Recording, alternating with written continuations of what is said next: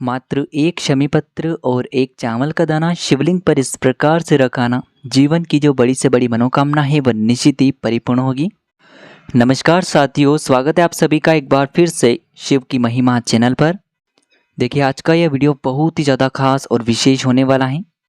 देखिए, यदि आपकी ऐसी कोई भी मनोकामना है जो कई दिनों से परिपूर्ण नहीं हो पाई है, आपने महादेव के कई सारे उपाय कर लिए हैं, कई अधिक व्रत कर लिए हैं, लेकिन आपकी जो मनोकामना है वह अभी तक परिपूर्ण नहीं हो पाई है, या फिर यदि आपके घर में कोई भी सदस्य बीमार है, उसे भारी रोग हो चुका है, उसे अपने जीवन में डर लगता है, भय लगता है, किसी भी प्रकार का यदि शरीर में रोग हो चुका है, तो गुरुदेव ने बताया है कि आपको इस शनिवार की पंचमी पर शमी पत्र और चावल के दाने का यह उपाय अवश्य ही करना है, जो आपकी बड़ी से बड़ी मनोकामना को तो परिपूर्ण करेगा ही, साथ ही साथ यदि आपके शरीर में कोई भारी रोग हो चुका है तो उससे भी समाप्त करेगा।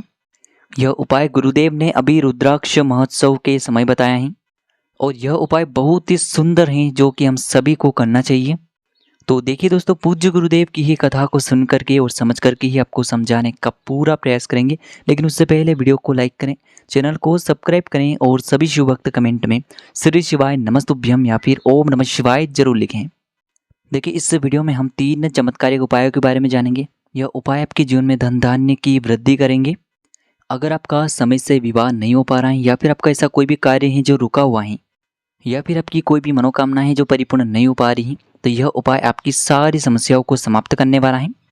तो चलिए दोस्तों, जान लेते हैं गुरुदेव द्वारा बताए गए पहले खास उपाय के बारे में। देखिए, इस उपाय के लिए आपको सबसे पहले तो 1 लोटा शुद्ध जल लेना है तांबे के पात्र के अंदर अपने घर से। फिर इसी के साथ में आपको एक शमी पत्र लेना होगा। शमी पत्र आपके इस उपाय के लिए बहुत ही खास होने वाला है। पूज्य गुरुजी ने अपनी पंच पुष्प शिव महापुराण कथा में बताया था कि चाहे शमी का पत्ता हो, या फिर शमी का पुष्प हो, या फिर शमी की लकड़ी हो, कुछ भी हो, वह महादेव को बहुत ही अधिक प्रिय होती है। इसीलिए आपको एक शमी का पत्ता और 1 लोटा जल लेकर के सीधे आपको पहुंच जाना है भगवान शिव के मंदिर में। देखिए, ये उपाय आप सुबह भी कर सकते हैं और शाम के समय में भी कर सकते हैं।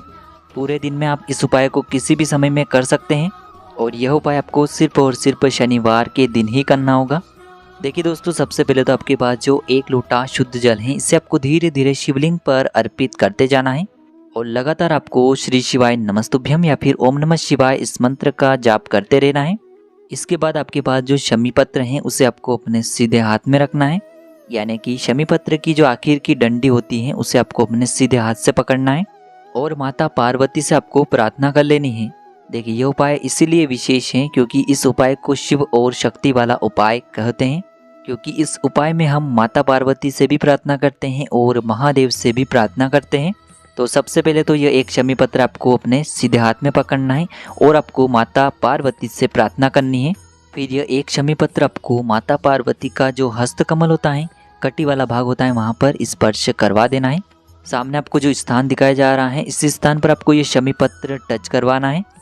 जब भी आप इस शमी पत्र को स्पर्श कराएंगे तब आपको इसे पकड़े रहना है, छोड़ना नहीं है, और आपको माता पार्वती से अपनी मनोकामना को बोल देनी है कि हे माता पार्वती, कि मेरे जीवन में जो धन की समस्या चल रही है, मेरे जीवन में जो यह व्यापार की समस्या चल रही है, या फिर मेरा जो विवाह है वह समय पर नहीं हो पा रहा है, या फिर मेरी नौकरी नहीं लग पा रही है, या फिर मेरा घर में ग्रह क्लेश बहुत ही अधिक हो रहा है, किसी भी प्रकार की आपकी मनोकामना है तो उसे सबसे पहले आपको माता पार्वती से बोल देना है, और इसके बाद आपको शमी पत्र को वहाँ से उठाना है और सीधे शिवलिंग पर इस शमी पत्र को आपको समर्पित कर देना है।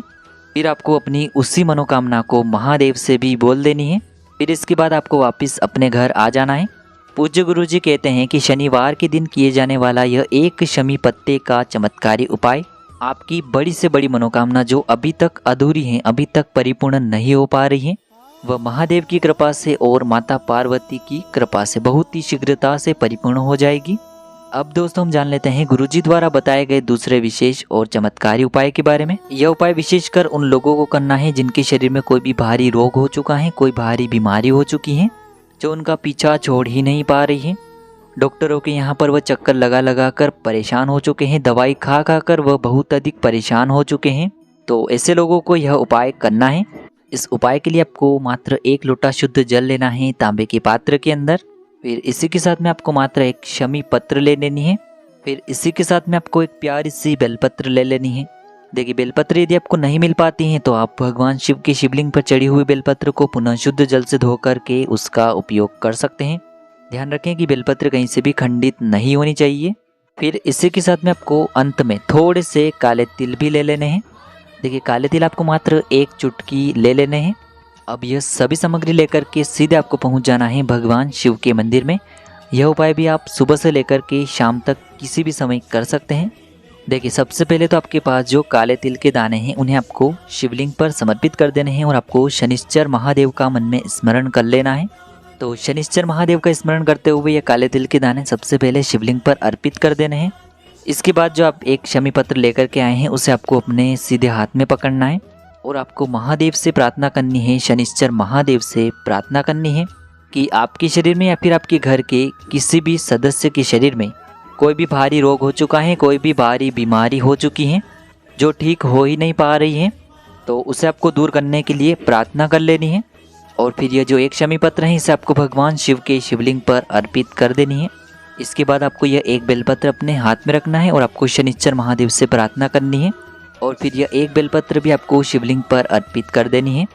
अब देखिए यह जो बेलपत्र और शमी पत्र आपने समर्पित की हैं इन्हें आपको कुछ देर यानी कि 20 से 30 सेकंड के लिए केवल इन्हें शिवलिंग पर अर्पित कर देना है और वापस से उन्हें आपको वहां से उठाना है। बेलपत्र और शमी पत्र को एक साथ उठाना है और इन्हें आपको जलाधारी के बिल्कुल आगे वाले कोने पर आपको दोनों को एक साथ समर्पित कर देनी है। सामने आपको वीडियो में दिखाया जा रहा है। इसी प्रकार से आपको एक बेलपत्र और एक शमी पत्र शिवलिंग पर समर्पित करनी है, वहां से उठा करके सीधे जलाधारी के आगे वाले कोने पर समर्पित कर देनी है और फिर पुनः आपको शनिश्चर महादेव का मन में एक बार स्मरण कर लेना है।